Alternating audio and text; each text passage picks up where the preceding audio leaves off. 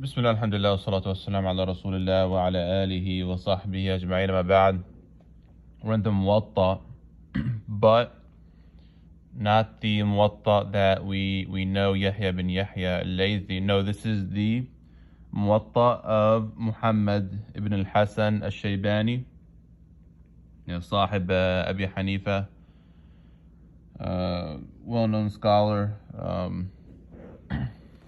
So he has his own version of the Muwatta, which has some differences, of course, and he has his commentary. One of the most interesting chapters in the Muwatta is Babul Wudu'i min Masjid Dhakar, the chapter of wudu from touching the male private part.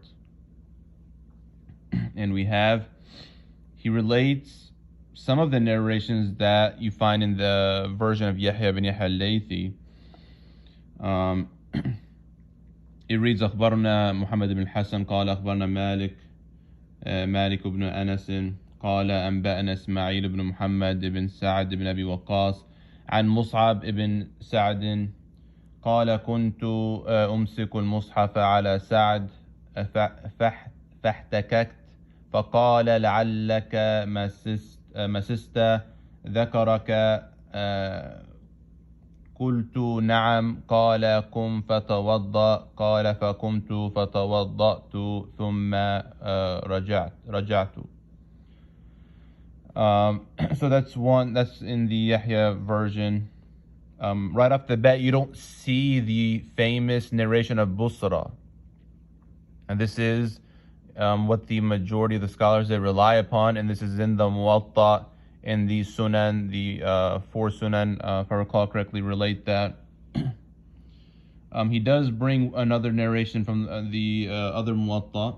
أخبرنا محمد قال أنبأنا مالك بن أنس قال أخبرني ابن شهاب الزهري قال عن سالم بن عبد الله عن أبيه أنه كان يغتسل ثم يتوضأ فقال له أما يجزيك الغسل من الوضوء قال بلى ولكني أحيانا أمس ذكري فأتوضأ قال. So this is the end of that narration of Abdullah bin Umar. You have other narrations of Abdullah bin Umar. This is his madhab with regards to wudu from touching the private part, the male private part. This is the majority opinion. Generally, the Shafi'is, Hanbalis, and Malikis, contrary to the Hanafis. And of course, Imam Muhammad, he's a Hanafi, one of the most knowledgeable Hanafis to ever live. So now, okay, he only brings two narrations of the Yahya Muwatta. Because in the Yahya one, you have obviously the Hadith of Busra, which is the most important narration. He doesn't bring it here. And there's other narrations that Imam Malik relies on. Obviously, the one of Sa'd is here, radiallahu anh, and you have one of the narrations of Abdullah bin Umar. But now the interesting part why we're talking about this is now it says قال محمد لا وضوء في مسجد ذكر, right? So this is, of course, in his opinion, this is the opinion of Imam Abu Hanifa, Imam al-A'zam, radiallahu anhu, and this is their madhab. وهو قول أبي حنيفة, وهو قول أبي حنيفة رضي الله عنه وفي ذلك آثار كثيرة. And with this, there are many athar, many narrations. This is the most interesting thing. So there's only two narrations from Imam Malik. So now he goes, and how many does he bring? Let's count. 1, 2, 3, 4, 5, 6, 7, 8, 9, 10, 11, 12, 13, 14, 15, 16,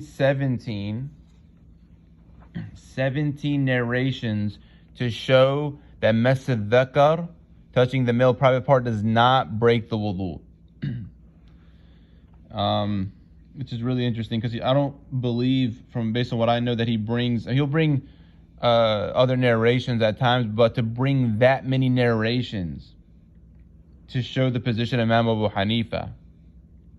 So the first one, of course, أخبرنا محمد قال أنبأنا أيوب ابن عتبة التيمي قاضي اليمامة عن قيس ابن طلق أن أباه حدثه أن رجلا سأل رسول الله صلى الله عليه وسلم عن رجل مس ذكره أيتوضأ قال هل هو إلا بضعة من جسدك. And this is the other important narration from Talq ibn Ali. So when you look at like Bulugh al-Maram, you see those two narrations of the main narrations. You have the hadith of Busra bin Safwan, and you have the hadith of Talq. Obviously they're contradictory. So how do you bring them together?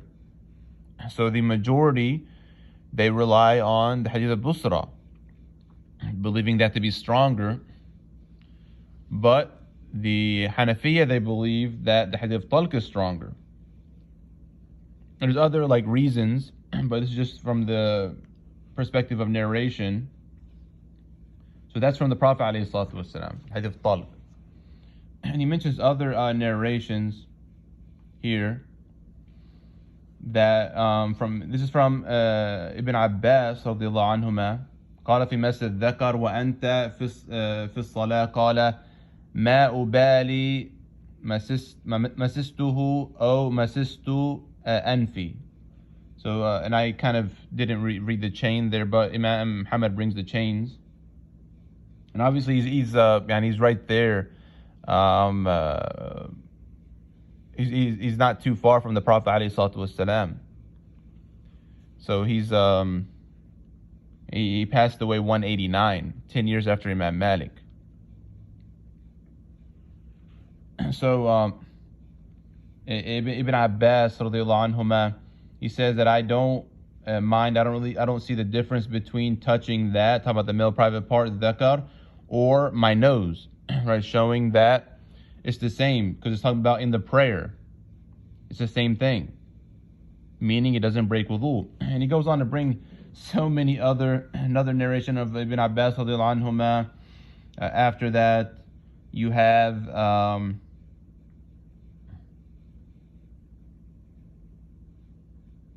Sa'id ibn al-Musayyib, a narration of Sa'id ibn al-Musayyib, which is interesting because he's one of the 7 fuqaha. He has a narration here of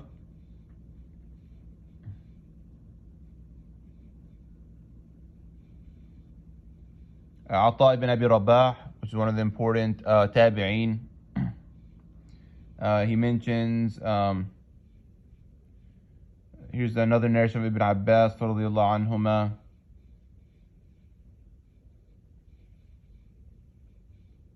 Or he quotes Ibn Abbas. Ata actually quotes Ibn Abbas radiyallahu anhuma. And others, you find here on Ali ibn Abi Talib, which is that doesn't get more important than him radiyallahu anhu. في مس الذكر قال ما أبالي مسسته أو طرف أنفي. The similar of what Ibn Abbas radiyallahu anhu said about I don't see the difference between touching that or touching my nose, as it doesn't. And again, all these narrations that we counted, he just brings proof after proof after proof, and this is a lesson for us, inshallah, that we see. Obviously, at least at a basic level, because we're not mujtahideen, but you see a reason, why scholars they defer, because there are other narrations, there are other ahadith. There's so many ahadith. You have sayings of the Sahaba. You have sayings of the tabi'een. You have, even other concepts like am and khas and mutlaq and muqayyad that you take in usul. But you see here, even though, again, it's Imam Malik's opinion, it's the Maliki opinion in the majority, but Imam Abu Hanifa, he has his proofs, and Imam Muhammad gives victory to that. And again, ultimately, you're following your school, but this is just from a different perspective to show how great the knowledge is and how great these scholars were. And Allah subhanahu wa ta'ala knows best. Wa sallallahu ala Muhammad wa ala alihi wa sahbihi ajma'in.